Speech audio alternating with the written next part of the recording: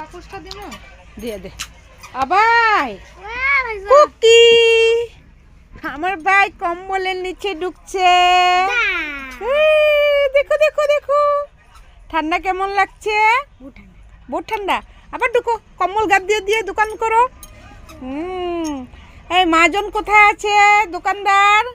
মাজন ওইখানে কম্বলটা কত দাম গো 300 টাকা মাত্র এই তো সস্তা কম্বল তাহলে তো আমি একদম 5-6টা নিব হ্যাঁ 300 টাকা না কম্বলটার দাম 1200 টাকা হ্যাঁ 1200 ঠিক আছে জয়রাম গাইস